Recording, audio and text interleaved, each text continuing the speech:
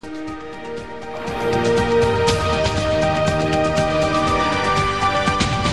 program is brought to you in association with Nestle Fruit of Vitals. Go Royal. अस्सलाम वालेकुम, आप देख रहे हैं बॉटम लाइन विद अब्सार आलम।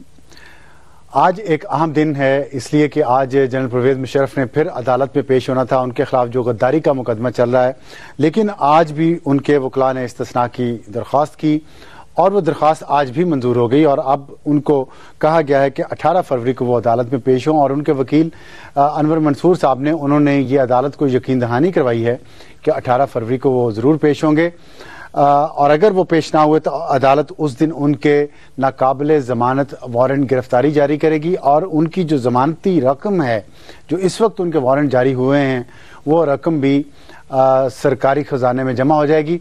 और आज जो इस्तिस्ना उन्हें एक दफ़ा फिर मिला है, उसकी बुनियाद ये है कि उनके वकील ने अदालत में ये दलाइल दिए हैं कि पहले खुसूसी अदालत की तश्कील और जजों के बारे में और प्रोसिक्यूटर की तकर्रियों के खिलाफ जो दरख्वास्तें दी गई हैं उनके बारे में इस अदालत ने अभी तक फैसला नहीं किया, उस पर फैसला किया जाए।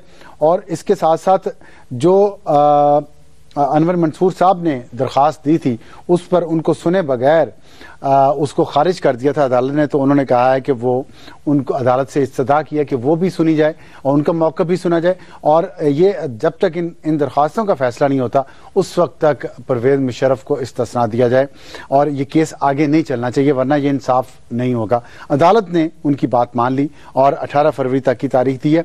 इस पर आज हम बात करेंगे।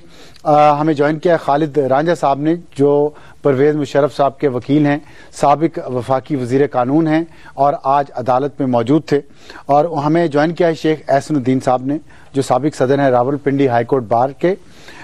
उनसे भी बात करेंगे कि क्या वाकई जो है अदालतें सही तरीके पर इंसाफ का दामन जो है अदालतों ने थामा हुआ या नहीं। और हमें ज्वाइन करेंगे हामिद खान साहब, जो माहिर कानून है और रहनुमा है, सीनियर रहनुमा है पाकिस्तान तहरीक इंसाफ के।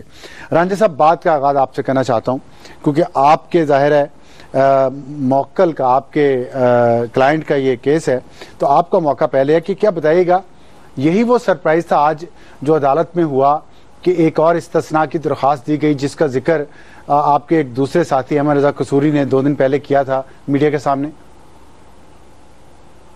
मैं नहीं समझता कि उसका तल्लुक इस दरख्वास्त से था, क्योंकि जब तक वो डिस्चार्ज नहीं होंगे अस्पताल से उस वक्त तक उनका पेश होना मुमकिन नहीं। और इस्तिस्ना में भी यही बात कही गई थी कि वो अस्पताल में है और बिल्कुल गुरेज नहीं करते अदालत से पेश होने में। इससे पहले 7 अदालतों में मजिस्ट्रेट से लेकर स्पेशल कोर्ट तक पेश होते रहे हैं। कोई ऐसी बात नहीं है कोई जेल में रुकावट के मैप में पेश नहीं होना। सिर्फ इसमें तो इशू ये है कि क्या इस अदालत को इख्तियार समात है कि नहीं। ठीक, अगर अदालत को इख्तियार समात नहीं है तो फिर जो ऑर्डर पास होते हैं वो ज़ेर बहस है और एक के मुतल्लिक सुप्रीम कोर्ट में भी पिटीशन दायर की गई हुई है। तो ये एक मुल्ज़म का हक है, ठीक है, बिल्कुल। अच्छा, रांझा भी करना और फिर अपील भी करना। रांझा साहब, ये बताइएगा कि आपने कहा इख्तियार समात है या नहीं, और जजेस की तकर्री, प्रोसिक्यूटर की तकर्री, 3 दरख्वास्तें आपकी इल्तवा में हैं। ये 18 फरवरी तक कि क्या ये अदालत, क्या 18 फरवरी तक है कि क्या, मेरा सवाल ये है कि 18 फरवरी की जो तारीख है, क्या उससे पहले अदालत बैठेगी और इन दरख्वास्तों पे फैसला देगी?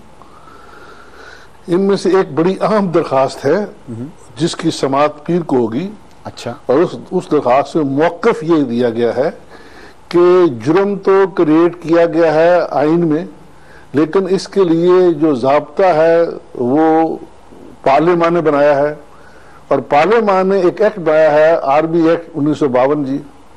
तो जो लोग मुहर्रिक होते, जो लोग इस दायरे में आते, इस जुर्म के दायरे में आते हैं और उनका तल्लुक फौज से हो, उनकी ट्रायल जो मिलिट्री कोर्ट में होनी चाहिए और किसी और अदालत को इख्तियार नहीं है। ठीक ठीक, तो ये इस पे फैसला कहते हैं प्रोसीडिंग्स ऑफ कोर्ट ऑफ जुडिस। ठीक, तो पीर को इस पे फैसला होगा। اس پہ سماج شروع کریں گے، شاید فیصلہ نہ کر پائیں یا کریں جو بھی کریں گے، لیکن اس بات پہ بحث ہوگی کہ کیا ایک جب جو جرم ہوا اس نے بطور فوجی کیا، اور جب فوجی کو جرم کرتا ہے تو قانون یہ بنایا گیا ہے کہ اس کی سماعت جو ہے کورٹ مارشل کرے گی. یہ بڑی موٹی سی بات ہے، اس میں کوئی ایسی گمبھیر بات نہیں ہے. ٹھیک ہے. اچھا یہ آپ جفا مارتے ہیں ہم نہیں کرنا ہے جو مجاز عدالت نہ کرے. اگر آئین میں قانون میں مجاز عدالت کا تقرر کیا گیا ہے تو پھر توقع ہم ہی کرتے ہیں انصاف. For example anti corruption cases ہے تو وہ اینٹی کرپشن کورٹ سنتی ہے، ڈرگ کیسز ہیں ڈرگ کورٹ سنتی ہے. تو اس لیے اگر آپ نے عدالتیں بنائی ہوئی ہیں، نیب کورٹس ہیں، وہ نیب کیسز سنتی ہیں. ٹھیک. اگر عدالتیں بنی ہوئی ہیں کسی کام کے لیے اور کہنے ادھر کو لا لو اتنے دے دو، this shows hand picked court system، جس سے لوگوں کو شک پیدا ہوتا ہے کہ ممکن ہے انصاف نہ ہو. ٹھیک. اچھا یہ بتائیے گا کہ اب اس وقت موقف صرف یہ ہے کہ ان درخواستوں پہ فیصلہ ہو جائے پھر پیش ہوں گے، یا درخواستوں پہ فیصلہ ہونے کے بعد جب تک ہاسپٹل سے ڈسچارج نہیں ہوتے تب تک پیش نہیں ہوں گے؟ ایک عام قیدی ہو، عام ملزم ہو، اگر وہ ہسپتال میں داخل ہو تو کیا وہ ہسپتال میں وارنٹ بھیج سکتے ہیں؟ نہیں بھیج سکتے. ٹھیک. unless the court is bloody minded, which I think is not the case. ٹھیک ہے. لیکن اگر انہیں وعدہ کیا کہ میں پیش ہوں گا، وکیل سے میں نے دی ہے تو یقیناً he'll make an application to the hospital جی مجھے اجازت دے میں وہاں سے ہو کے پھر واپس آ جاتا ہوں. ٹھیک ہے. ٹھیک. شیخ صاحب آپ نے موقف سنا. ایک تو یہ کہ ضابطہ فوجداری کے تحت آرمی ایکٹ ہے، جو فوجی نے اگر کسی نے کوئی جرم کیا تو آرمی ایکٹ کے تحت اس کو سزا ہوگی. دوسرا یہ ہے کہ ہاسپٹل میں وارنٹ گئے ہیں تو جب تک ہاسپٹل ڈسچارج نہیں کرتا وہ نہیں آ سکتے. میں سر ان کی دونوں باتوں سے ایگری نہیں کرتا. آئین سپریم ہے. یہ آرٹیکل 6 کا ٹرائل ہو رہا ہے جس میں ایک اسپیشل کورٹ کانسٹیٹیوٹ ہوئی ہے 1976 کی. لیکن ایک میں آپ کو انٹرپٹ کر رہا ہوں، لیکن کیا یہ لکونہ نہیں ہے قانون میں کہ آرٹیکل 6 کی خلاف ورزی اگر حاضر سروس فوجی نے کی ہو تو کیا یہ نہیں واضح طور پہ ہونا چاہیے تھا کہ اس کا بھی کیس جو ہے وہ اسپیشل کورٹ میں چلے گا، آرمی ایکٹ کے تحت نہیں ہوگا؟ نہیں قطعاً بھی نہیں. میں جو بات کہنا چاہتا تھا وہ اس کی وضاحت آگے ہو جاتی تھی. جی فرمائیے. یہ جو 1976 کا جو ایک اسپیشل ایکٹ جو ہے جس کے تحت کورٹ کانسٹیٹیوٹ ہوئی ہے، اس میں اسپیسیفکلی ہائی ٹریزن کیس کو سماعت کے لیے وہ 76 کا جو ایکٹ ہے وہ اس کے تحت وہی کورٹ سماعت کر سکتی ہے جو کہ موجودہ کورٹ سماعت کرے. یہ اسپیسیفکلی مینشن کیا گیا ہے ہائی ٹریزن کے جو کیسز کون سی عدالت سنے گی، اور ہائی ٹریزن کو جو ڈیفائن کیا گیا ہے یا جو بھی ہے وہ کانسٹیٹیوشن کی. اب دیکھنا یہ ہے کہ کانسٹیٹیوشن سپریم ہے یا آرمی ایکٹ سپریم ہے. میرے نقطہ نظر کے مطابق کانسٹیٹیوشن موجود ہے. کانسٹیٹیوشن کے اندر ایک ہائی ٹریزن کو باقاعدہ طور پر ڈیفائن کیا گیا ہے. پھر 1973 کا جو پنشمنٹ ایکٹ ہے اس کے تحت سزا مقرر کی گئی ہے اور وہ بھی پارلیمنٹ کے اس ایکٹ کے تحت ہوئی ہے. اب یہ کہنا کہ پہلے اب جو اس کورٹ کی کانسٹیٹیوشن ہے اس میں جو اوفینس دیے گئے ہیں اس میں سب سے پہلا اوفینس جو ہے وہ ہائی ٹریزن کا ہے. تو اب یہ کہنا کہ اس کورٹ کو اختیار نہیں ہے کسی اور کو، میں سمجھتا ہوں کہ یہ ایکسٹریمس قسم کا آرگومنٹ ہے جس کا اس کے ساتھ کوئی ریلیونسی نہیں ہے. اب دوسری بات جو رانجھا صاحب نے فرمائی ہے کہ عدالت ڈسچارج، عدالت کے ہم نے تو دیکھا ہے کہ ہاسپٹل کے اندر جا کر گرفتاری ہوتی ہے اور ملزم گرفتار پڑے ہوتے ہیں، ان کو ہتھکڑیاں لگائی جاتی ہیں. یہ کوئی نیا دنیا کا ہاسپٹل کے اندر باقاعدہ تو جی باقاعدہ طور پر وہاں پر گھات مقرر ہوتی ہے. یہ کون سی نئی بات ہے؟ میں خود ٹرائل کرنے والا ہوں. میں نے کتنی دفعہ جا کر دیکھا ہے کہ وہاں پر، اور میں نے اپنے ملزموں کو بھی دیکھا ہے کہ کسی کی گرفتاری تو ہاسپٹل جاتا ہے تو اس میں باقاعدہ. اب جب سے یہ ٹرائل شروع ہوا ہے جب سے کوئی نہ کوئی بہانہ ہے. کبھی راستے سے بم نکل آتا ہے، کبھی انہیں بجائے ادھر لے کر آنے کے AFIC لے جایا جاتا ہے.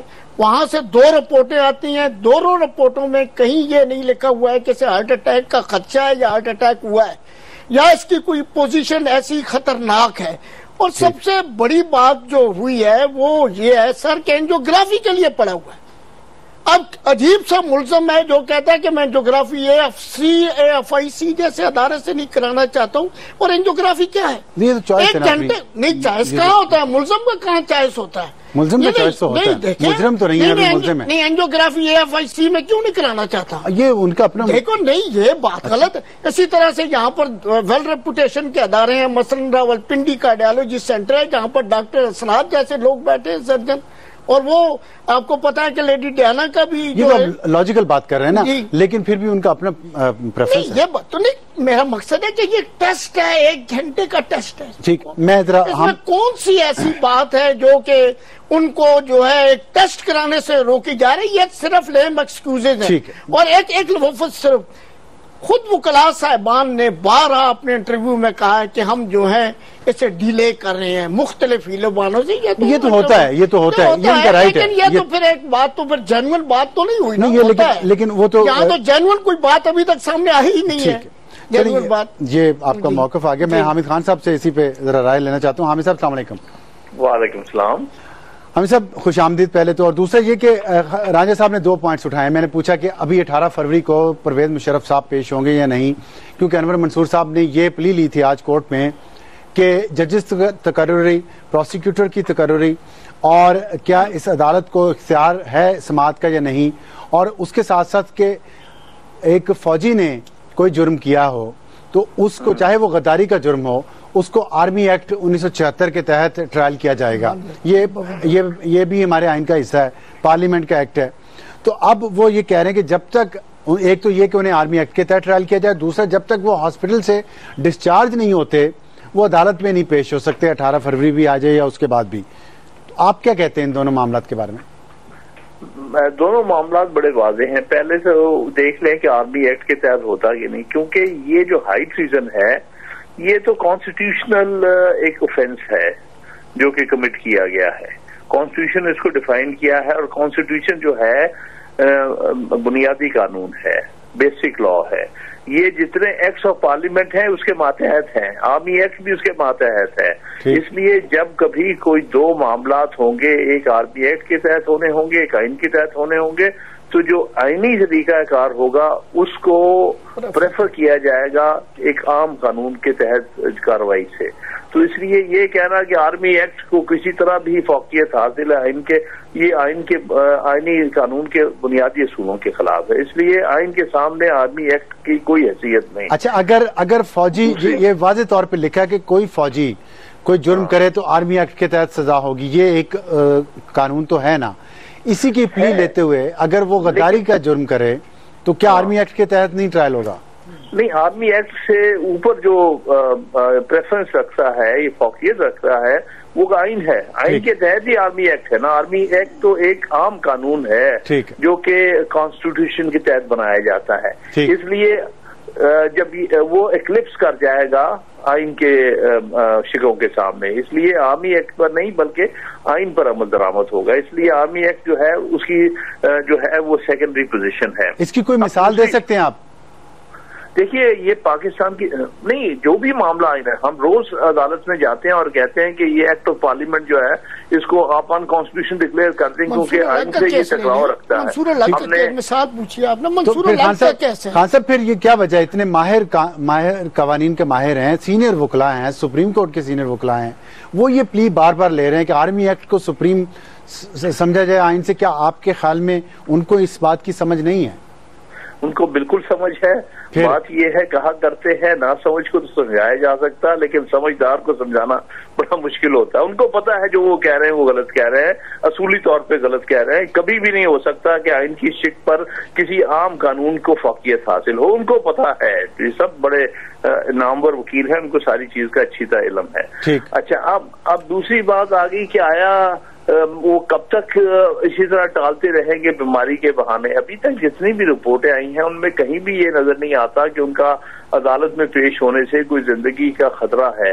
یہ جتنا کچھ بھی رپورٹیں سامنے آئے ہیں، یہ کسی آدمی جو 70 سال کی عمر کا ہوگا ان میں کچھ نہ کچھ تو صحت کے مسائل ہوتے ہی ہیں، اور ان کے نسبتاً کم ہیں مسائل عام ایک 70 سالہ انسان کے سامنے۔ تو یہ تو بڑا کلیئر ہو چکا ہے کہ یہ بہانہ بازی ہے، یہ عدالت کے سامنے پیش ہونے سے گریز کر رہے ہیں اور جان بوجھ کے دانستہ طور پہ گریز کر رہے ہیں، اور یہ ورچولی یہ پاکستان کے قانون کو نہ ماننے کی، پاکستان کے آئین کو نہ ماننے کی حرکت ہے، اور بڑی افسوسناک بات ہے کہ ایک آدمی جو پاکستان میں رہتا ہے، پاکستان کا صدر بھی رہا ہے، ساری عمر پاکستان شہری رہا ہے، وہ کہتا میں نہ قانون کی پرواہ کرتا ہوں نہ آئین کی پرواہ کرتا ہوں، اس لیے میں نہیں پیش ہوتا، عدالتیں مجھے بلاتی رہے۔ ہمارے ساتھ رہیے گا۔ میں ذرا رانجھا صاحب سے، آپ نے جو پوائنٹ آپ نے بھی اور شیخ صاحب نے بھی ریز کیا، میں اس پہ ان کا جواب لینا چاہتا ہوں۔ رانجھا صاحب، آئین سپریم ہے یا آرمی ایکٹ؟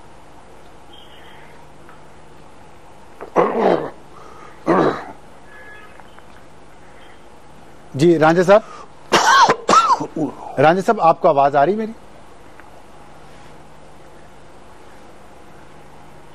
رانجھا صاحب آپ کو آواز آ رہی ہے؟ رانجھا صاحب کو میرے خیال آواز نہیں جا رہی، آپ ان سے رابطہ کر لیں رانجھا صاحب سے، ہم ان سے دوبارہ۔ وہ ایک بات پوچھی تھی جی آپ بتائیں۔ وہ ایک بات پوچھی تھی کہ کوئی مثال منصور الحق کا جو ٹرائل ہوا تھا، ٹھیک ہے، نیب آرڈیننس کے تحت ہوا تھا، اور اس میں باقاعدہ پلی بارگین کی، وہ بھی ایک سابقہ آرمی کا وہ تھا، ایڈمنٹ تھا، اور اس کی کرپشن کے اس کے چارجز تھے، وہاں پر اس نے یہ پلی لی تھی کہ مجھے جو ہے، اس وقت یہ مشرف ہی تھے، انہوں نے جو ہے اس کی یہ پلی نہیں مانی تھی۔ اچھا، ہاں، یہ منصور الحق کا کیس ہے، یہ احمد خان صاحب اس بات کی تائید کریں گے کہ اس کیس میں باقاعدہ طور پر یہ جو ہے، جو نیول جو تھا، بہت بڑا جو ہے ہائی پروفائل کیس تھا۔ جی ٹھیک، ہمارا رابطہ ہو گیا رانجھا صاحب سے۔ رانجھا صاحب آپ کو آواز آ رہی ہے؟ بالکل آواز آ رہی ہے جی۔ جی رانجھا صاحب، سوال یہ ہے، حامد خان صاحب نے بھی اور شیخ صاحب نے بھی یہ پوائنٹ ریز کیا ہے کہ آئین جو ہے وہ سپریم ہے، وہ اوپر ہے آرمی ایکٹ سے، تو اس لیے جہاں آئین اور آرمی ایکٹ میں سے ایک کو چوز کرنا پڑے گا، پریفرنس آئین کو دی جائے گی، اور یہی بات ایڈمرل منصور الحق نے بھی اپنے لیے یہی پلی مانگی تھی کہ میرا ٹرائل بھی آرمی ایکٹ کے تحت کیا جائے، لیکن پرویز مشرف صاحب نے ہی ان کی یہ پلی ریجیکٹ کی تھی اور ان کا ٹرائل بھی آرمی ایکٹ کے تحت نہیں ہوا تھا۔ کیا کہیں گے آپ؟ گزارش ہے کہ شاید میں بات سمجھا نہیں پایا، یا شاید خان صاحب کو اس کا خیال نہیں آیا۔ اس میں صرف آئین جو ہے یہ جرم کو ڈیفائن کرتا ہے، جیسے کنٹمپٹ آف کورٹ ہے وہ آرٹیکل 204 میں ڈیفائنڈ ہے، ٹرائل ہوتی ہے کنٹمپٹ آف کورٹ ایکٹ کے تابع ہوتی ہے، اور جو ایکٹ پہلے 1926 کا ایکٹ تھا تب تو کوئی آئین نہیں تھا، تب بھی کنٹمپٹ آف کورٹ ایکٹ موجود تھا، اس کے تابع ٹرائل ہوتی تھی۔ اب جو ڈیفائن کیا ہے اس جرم کو وہ دفعہ 6 میں ہے، آرٹیکل 6 میں ہے، جو اس کی سزا ہے وہ ایک ایکٹ کے تابع ہے، جو ٹرائل ہے وہ بھی ایکٹ کے تابع ہے، اور میرا خیال ہے چونکہ اس کیس سے وہ وابستہ نہیں ہے، یہ پہلا کیس ہے، یہ لا تبدیل ہوا 1977 میں، اور وہاں کہا گیا جس قانون کے تابع ٹرائل ہوئی ہے 1976 کا ہے، 77 میں یہ لا تبدیل ہوا ایکٹ 10 آف 1977، اس میں کہا گیا کہ ہائی ٹریزن جو ہے وہ ٹرائبل ہوگی by no other court than the military court. ٹھیک، اب وہ بھی آئین کا یعنی ایکٹ ہے، آئین کو چھوڑ دے، آئین نے ڈیفائن کیا جرم کو، جہاں پر سزا اور ٹرائل ہے وہ ایکٹ کے تابع ہوتی ہے، جیسے میں نے مثال دی آپ کو کنٹمپٹ آف کورٹ ایکٹ، ٹھیک، لیکن آرٹیکل 204 بھی ہے، لیکن آئین میں جو کہا گیا ہے کہ اسپیشل کورٹ بنے گی، یہ نہیں کہا گیا، یہ نہیں کہا، پتہ کس سے کہہ دیا ہے، کہا کہ ہاں جی ایک ایکٹ کے تابع اس کی ٹرائل ہوگی، اور ایکٹ جو ہے وہ بن جاتا ہے 1976 کا، اچھا، اور پھر آ گیا 1977 کا ایکٹ جس میں کہا گیا کہ صرف اور صرف فوجی عدالت کو اختیار ہوگا اس کیس کی سماعت کا۔ ٹھیک ہے، ایک چھوٹا سا بریک کے بعد میں اپنے دوسرے معزز وکلا سے، شیخ صاحب سے اور حامد خان صاحب سے، جو پوائنٹ خالد رانجھا صاحب کا ہے اس پہ بات کریں گے ایک چھوٹے سے بریک کے بعد۔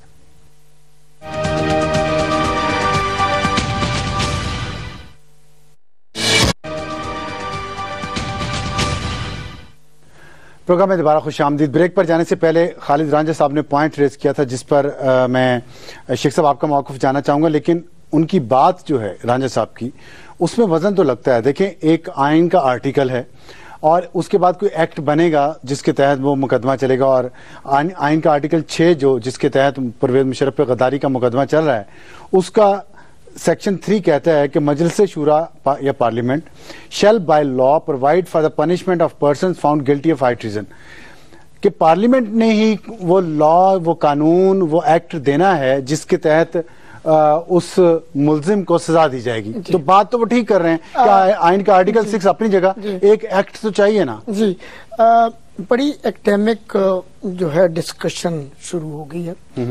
3 آرٹیکل ہمیں ملا کر پڑھنے ہوں گے. ٹھیک. آرٹیکل 6 کانسٹیٹیوشن کا جس میں ہائی ٹریزن کو ڈیفائن کیا گیا ہے, اور اس کے باقی آرٹیکلز, اور پھر 1973 ہائی ٹریزن پنشمنٹ ایکٹ, اس کی جو ہے آرٹیکل 2 ہے جو کہ باقاعدہ ایکٹ آف دا پارلیمنٹ ہے. اور یہ عصمت جیلانی کے کیس میں کہا گیا تھا کہ پہلی فرصت میں پارلیمنٹ کو اس پر پنشمنٹ اور قانون بنانا چاہیے. تو اس act 1973 high treason punishment act کے تحت سزا مقرر کی گئی. اس کی باقاعدہ طور پر وہ سزا تھی ڈیتھ اور جو ہے imprisonment for life high treason کے لیے. یہ چونکہ جیسا کہ آپ نے بھی پڑھا ہے کہ کانسٹیٹیوشن میں کہا گیا تھا کہ یہ پارلیمنٹ اس کی سزا مقرر کرے گی, تو لہذا 1973 میں وہ پارلیمنٹ نے کر دیا. اس کے بعد آپ اس کو تیسرے ایکٹ کے ساتھ ملا کر پڑھیں گے, وہ ہے 1976. 1976 کا جو ہے وہ اسپیشل کورٹ اسٹیبلشمنٹ آرڈیننس ہے, وہ ہائی ٹریزن کے لیے. یس, اس میں آرٹیکل ہے 4 پروویژن جو ہے 4 ہے, اس میں باقاعدہ طور پر کورٹ کی اسٹیبلشمنٹ. اب ان تینوں کو ملا کر جب آپ پڑھیں گے, ڈیفائن ہو گئی کانسٹیٹیوشن میں, 73 میں سزا آ گئی ایکٹ آف پارلیمنٹ کے تحت, اور 76 میں جو ہے باقاعدہ طور پر کورٹ کی اسٹیبلشمنٹ کا قانون آ گیا جس کے تحت 3 ججز جو ہیں وہ اس کو سنیں گے. تو یہ تینوں ملا کر جب آپ پڑھیں گے تو پھر آرمی ایکٹ جس کا یہ حوالہ دے رہے ہیں, آرمی ایکٹ کی کوئی پروویژن مجھے یہ نکال کر بتا دیں کہ جس کے تحت ہائی ٹریزن یا جو ایسا پولیٹیکل جو کرائم ہو اس کے لیے آرمی ایکٹ کے تحت جو ہے اس کا ٹرائل ہونا چاہیے. یہ اسپیسیفک ایک قانون بنا ہے. میں پوچھتا ہوں رانجھا صاحب سے, لیکن پہلے خان صاحب, حامد خان صاحب یہ بتائے گا, آپ نے گفتگو سنی رانجھا صاحب کی, انہوں نے کہا, آپ کا حوالہ دے کے کہا کہ شاید وہ سمجھا نہیں سکے آپ کو, اور میں نے بھی یہ آرٹیکل 6 جو ہے اس کا 3rd سیکشن جو کوٹ کیا جس کے جواب میں شیخ صاحب نے بتایا ہے کہ وہ ہائی ٹریزن پنشمنٹ ایکٹ ہے 1973 کا اور 1976 کا ایکٹ اسپیشل کورٹ کا. تو کیا یہ تھوڑی سی کنفیوژن نہیں ہے یہاں پہ, عام آدمی کو کیسے سمجھ آئے گی یہ چیز؟ کوئی کنفیوژن نہیں ہے, کنفیوژن ڈالنے کی کوشش ہو رہی ہے. میں عرض کروں, ہائی ٹریزن جو ہے کوالٹیٹیولی ایک ڈفرنٹ افینس ہے, جس سے یہ مکس اپ کر رہے ہیں وہ عام ٹریزن ہے جو کہ اس میں تھوڑا فرق بتا دیں, اس میں فرق کیا ہے؟ دیکھیں نا, جو عام ٹریزن ہے نا, کوئی آدمی یونیفارم ہے وہ دشمن کے لیے جاسوسی کرتا پکڑا جائے, وہ ایک عام ٹریزن ہے آرمی ایکٹ میں بھی لکھا ہوا ہے. جی ہاں, اسی طرح سے اسی قسم کی ایک شک جو ہے پاکستان پینل کوڈ میں بھی ہے, سیکشن 124A ہے یا آف اینڈ میں یاد نہیں پڑ, ان میں سے ایک کوئی ہے, اس میں بھی ٹریزن ڈیفائنڈ ہے. 124A سیڈیشن 124A کیا اس کی وہ بھی ہے, وہ بھی ایک ٹریزن ہے. ہائی ٹریزن جو ہے نا, اسی لیے اس کو ڈفرینٹلی ورڈ کیا گیا, ہائی ٹریزن کہا گیا اس لیے تاکہ یہ عام ٹریزن کے کیسز ساتھ مکس اپ نہ ہو. یہ ہائی ٹریزن اس لیے ہے کہ یہاں ایک شخص جو ہے ملک کے آئین کو ایبروگیٹ اور سبورٹ کر دیتا ہے, یعنی جو بنیادی دستور ہے جس کے تحت ملک چلایا جاتا ہے یا اسٹیٹ رن کی جاتی, اسی قانون کو اس کی تحس نحس کر کے رکھ دیتا ہے. تو یہ ان کسی بھی عام ٹریزن کے کیس سے کہیں بڑا جو ہے اور زیادہ سنگین کیس ہے, اس لیے اس کو ہائی ٹریزن کے زمرے میں لایا گیا ہے. تو اس لیے آپ اس کو کسی عام ٹریزن کے کیس کے ساتھ یا آرمی ایکٹ کے تحت یا دوسرے جو ہے کورٹ مارشل وغیرہ کے ساتھ مکس اپ نہیں کر سکتے. ٹھیک, اچھا ایک چیز میں سمجھنا چاہتا ہوں خود کہ آپ کا مطلب ہے جو سنگین غداری ہے, ہائی ٹریزن جس کو ہم کہہ رہے ہیں, سنگین غداری اردو میں ہے, تو سنگین غداری کے تحت صرف ایک ہی جرم ہے ہمارے قانون اور آئین کے مطابق، جو آئین کو توڑے، آئین کو خراب کرے، آئین کو سسپینڈ کرے، ابینس میں رکھے، وہ صرف سنگین غداری ہوگی؟ جی ہاں، وہ سنگین ترین غداری ہے۔ اور یہ سنگین غداری دشمن کے لیے یونیفارم میں جاسوسی کرنے سے بھی بڑی غداری اور بڑا جرم ہے؟ بہت بڑی غداری۔ امپیکٹ دیکھیں نا اس کا، اس غداری کا امپیکٹ تو یہ ہے کہ زیادہ ایک بٹالین افیکٹ ہو جائے گی اس غداری سے، اس سے ایک یونٹ افیکٹ ہو سکتا ہے، لیکن اس سے تو سارا ملک ہی افیکٹ ہو جاتا ہے، تو ملک کا دستور ہی تہز نہز ہو جاتا ہے۔ اس لیے ملک کو جو آدمی ڈی ریل کر دیتا ہے، وہ اس سے بڑی غداری تو اور کوئی نہیں ہو سکتی نا۔ تو آپ کا مطلب یہ کہ آرمی ایکٹ جو ہے وہ ایک ایسا قانون ہے جس سے یہ جرم بہت بڑا ہے سنگین غداری کا، آرمی ایکٹ اس کو کور نہیں کر سکتا؟ جی ہاں، یہ اس سے بلند، اس سے بہت بالا تر ایک اوفینس ہے۔ اگر مجھے ایک منٹ میں ایک بات صرف ایڈ کرتا ہوں خان صاحب کی بات کے ریلیونس میں۔ جی، آرمی ایکٹ میں جتنے یہ جیسے خان صاحب نے فرمایا وہاں پر باقاعدہ ڈیفائن کیے گئے ہیں جو جرم ہے، اور ان میں یہ جو بات کہہ رہے ہیں کہ کوئی آدمی یونیفارم میں جو ہے غداری کرتا ہے، یا کوئی آرمی کو اور کسی انداز سے وہ ریڈیکیول کرتا ہے، یا کوئی اور ایسا افینس، وہ بالکل ٹھیک کہہ رہے ہیں، وہ آرمی ایکٹ میں آرمی ایکٹ میں سارے جرائم جی موجود ہیں، اس میں آئین کی دو قسم کی کوٹ ہیں، ایک کوٹ مارشل ہوتی ہے، ایک جو نہیں، اس میں آئین کو توڑنا، آئین سے سنگین غداری کا جرم اس میں نہیں، بالکل اس میں کوئی آرمی ایکٹ۔ جی رانجھا صاحب، میرا خیال ہے میرے دوست شاید کوئی مجھے کوئی دفعہ دکھائیں، میں دوبارہ کہہ رہا ہوں اور اونچی آواز سے کہہ رہا ہوں، ایکٹ 10 آف 1977 یہ ایکٹ ہے جس میں ترمیم کی گئی اور کہا گیا کہ ہائی ٹریزن جو ہے اس کو سیپریٹ ڈیفائن کرتے ہوئے آرمی ایکٹ میں ٹرائل کی گئی ہے for people who are subject to army. وہ لوگ، یہ جو ایکٹ بنا 76 ایکٹ بنا تھا، یہ ولی خان صاحب کے لیے بنا تھا، لیکن یہاں کوئی آدمی فوج کا ہائی ٹریزن اسپیشل افینس ہے، اس میں باقاعدہ سن 77 میں انہوں نے لکھا ہے اس کی ٹرائل بائی ملٹری کورٹ ہوگی۔ اب اور میں کیا بتا سکتا ہوں آپ کو، دفعہ 4 ہے ایکٹ 10 کی۔ ٹھیک، لیکن سنگین غداری تو ابھی چیک کر کیا نا کورٹ، آئین نے خود ایکسپلین کیا اس کو، سنگین غداری کو، اور وہ جرم آرمی ایکٹ کے تحت کور نہیں ہوتا، پھر کیا کریں؟ رانجھا صاحب آپ کو آواز آ رہی ہے؟ میرے خیال رانجھا صاحب سے ہمارا رابطہ منقطع ہو گیا۔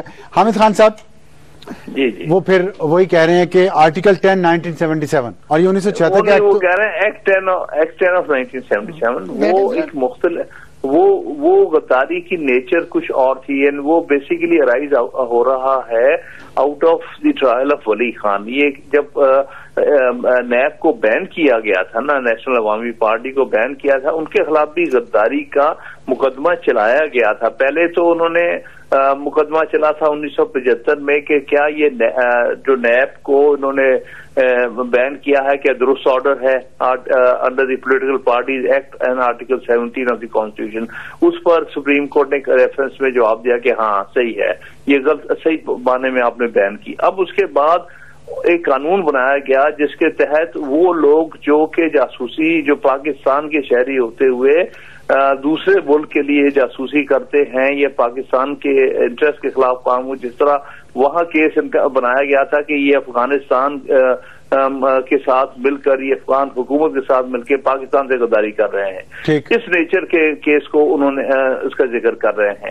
اس میں ہائی ٹریزن والا کیس نہیں تھی، آرٹیکل 6 والا کیس نہیں تھا، یہ ایک اسپیشل سچویشن والا کیس ہے۔ ہائی ٹریزن وہ کیسے اس کے ساتھ جوڑتے ہیں؟ خان صاحب، یہ جو ابھی آپ نے پھر وہ بات کی کہ دوسرے ملک سے کسی کے ساتھ مل کے غداری کرے، ہم تو اسی کو سب سے بڑی غداری سمجھتے ہیں نا۔ جیسے ڈاکٹر شکیل آفریدی کا کیس ہے، وہ اس نے بھی سی آئی اے کے لیے کام کیا، دوسرے ملک کے ساتھ مل کے پاکستان کے بارے میں انفارمیشن اکٹھی کی اور وہاں پہنچائی۔ تو یہ پرویز مشرف کا جو غداری کا کیس ہے، جرم ہے، یہ شکیل آفریدی کے جرم سے بڑا جرم ہے؟ میرے نزدیک اس سے بھی بڑا جرم ہے۔ کیوں میں کہتا ہوں؟ کیونکہ یہ آئین کا ڈیفائنڈ جرم ہے، وہ عام قانون کا ڈیفائنڈ جرم ہے۔ لیکن آپ اگر دیکھیں گے تو جو پی پی سی کے تحت بھی سزا ہے اس کی غداری کی، وہ بھی تقریباً وہی ہے جو کہ ہائی ٹریزن کی ہے، کیونکہ سائے موت سے یا لائف امپریزنمنٹ سے بڑی تو سزا کوئی نہیں ہوتی۔ میں یہاں جب ہم بات کر رہے ہیں نا ہائی ٹریزن کی، تو اس کا خاص آئین کے ساتھ کانٹیکسٹ ہے، یہ آئین توڑنے کی بات ہو رہی ہے، جو عام غداری کی بات ہو رہی ہے، ہم ان کو کمپیئر نہیں کر سکتے۔ دیکھیں نا، جرم ایک وہ بھی ہے، وہ بھی بہت بڑا سنگین جرم ہے، جرم یہ بھی ہے، یہ بھی بہت بڑا سنگین جرم ہے۔ اب اس سنگین جرم کا ایک طریقہ کار آئین نے بھی دیا ہے اور اس کے تحت جو قوانین بنے انہوں نے بھی دیا ہے، اس لیے ہم ان دونوں کو آپس میں کمپیئر نہیں کرتے۔ ہم غداری کے لفظ جو ہے اس کو لے کر اس کے ایک عام فہم معنی کو سامنے لاتے ہوئے کہتے ہیں کہ یہ آئین کے تحت پاکستان کی تاریخ کو سامنے رکھتے ہوئے یہ آئین میں شک ڈالی گئی تھی، کیونکہ اور پہلی دفعہ ایسی شک ہے جو کہ پیچھے سے مطلب ریٹرو ایکٹیو ڈالی گئی تھی، 1973 میں ڈالی گئی، لیکن کہا ہے کہ یہ 23 مارچ 1956 سے لاگو ہوگی۔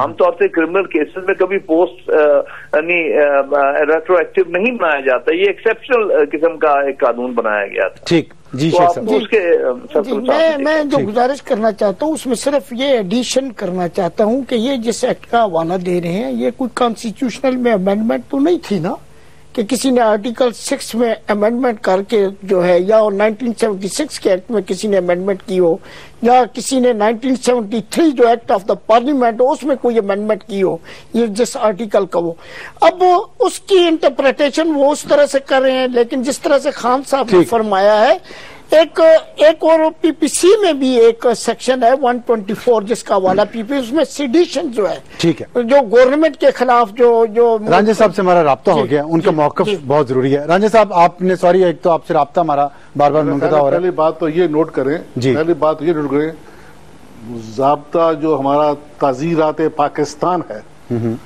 اس میں لفظ ٹریزن کا کہیں استعمال نہیں ہے، ٹھیک ہے۔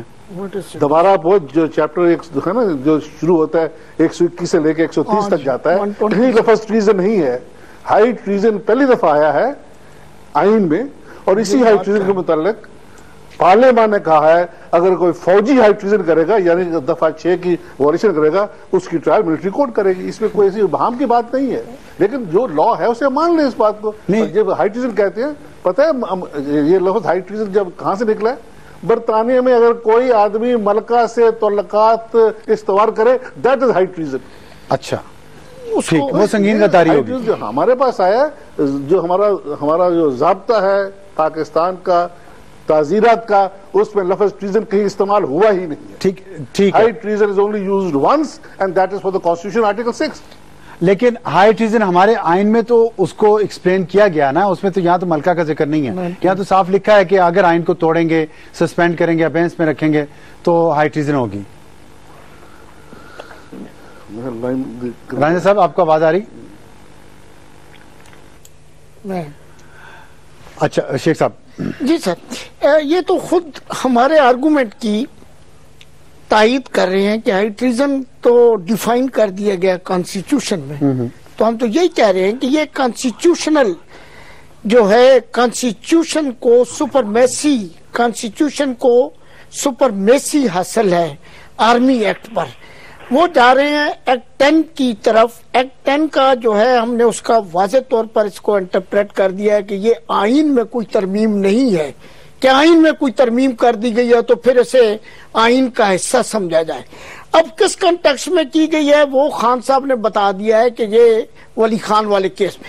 اب جس ملکہ برطانیہ کے جس ہائی ٹریزن کا جو ہے بلیک لا ڈکشنری میں جو اسے ڈیفائن کیا گیا ہے، وہ تو یہ ہے کہ ہائی ٹریزن کرنے والے شخص کو اسی مقام پر لے جایا جائے گا اور پھر اس کے اتنے 4 ٹکڑے کیے جائیں گے۔ وہ تو بڑا سنگین قسم کو انہوں نے ڈیفائن کیا ہے بلیک لا ڈکشنری میں۔ اچھا، اسے کہا ہے کہ 4 ٹکڑے کیے جائیں گے اور پھر ان ٹکڑوں کو مختلف جگہوں پر جا کر پھینکا جائے گا۔ وہ تو بالکل اس کا تصور تو ٹوٹلی ڈفرنٹ ہے، ہمارے تو موجود ہے جس میں ڈیفائن کیا اور اس میں سزا دی گئی ہے۔ اور جب وہ رانجھا صاحب آگے ہیں، جی رانجھا صاحب میں آخری سوال کرنا چاہتا ہوں کیونکہ آپ سے بار بار رابطہ منقطع ہو رہا ہے۔ یہ بتائیے گا دونوں طرف نامور وکلاء ہیں، سینئر ہیں، اگر اس طرح کی مختلف آراء ہوں ایک کیس کے بارے میں تو پھر فائنل فیصلہ کس کا ہوتا ہے؟ آپ کتاب آگے رکھ لیں اپنے، جی ابھی کتاب آپ آئندہ آپ نے ہے نا جی میرے پاس پڑھی ہے، ایکٹ آف 760 سامنے رکھ لیں، اور جو ایکٹ 77 کا بعد میں آیا ہے جس میں کہا کہ high treason is tribal by the military court کا حصہ نہیں ہے۔ ٹھیک ہے، اچھا 77 کا ایکٹ ہے، یہ بار بار 76 کی بات کر رہے ہیں۔ دونوں قوانین جو ہیں یہ حق پارلیمان پاکستان کے ہیں. رانجھا صاحب کس نے فائنل فیصلہ کس نے دینا اگر اختلاف رائے ہو آئین کی کسی شق پہ یا قانون پہ؟ پھر فیصلہ ہوتا ہے ملزم کے حق میں. ملزم کیا نہیں، فیصلہ تو عدالت نہیں کرنا ہے نا. کرتا کون؟ یہ حامد خان صاحب ہنس رہے ہیں آپ کی بات پہ. فیصلہ تو عدالت نے کرنا ہے نا، اور آخری فیصلہ سپریم کورٹ نے کرنا ہے. ٹھیک ہے، بہت شکریہ مہمانوں کا. امید ہے کہ ناظرین آپ نے ہمارے پروگرام میں آج ہم نے کوشش کیا کہ مختلف پہلوؤں سے اس کیس پر نظر ڈالی جائے. تو فیصلہ آخری تو عدالت نے کرنا ہے، اس کے بعد ہائی کورٹس ہیں اور ہائی کورٹ کے ججز نے کرنا ہے، اس کے بعد سپریم کورٹ ہے جس میں اپیل ہو سکتی ہے. تو آرام مختلف ہو سکتی ہیں، فیصلہ الٹیمیٹلی کورٹ کی طرف سے آئے گا. ہم اجازت چاہتے ہیں. خدا حافظ اور شب بخیر.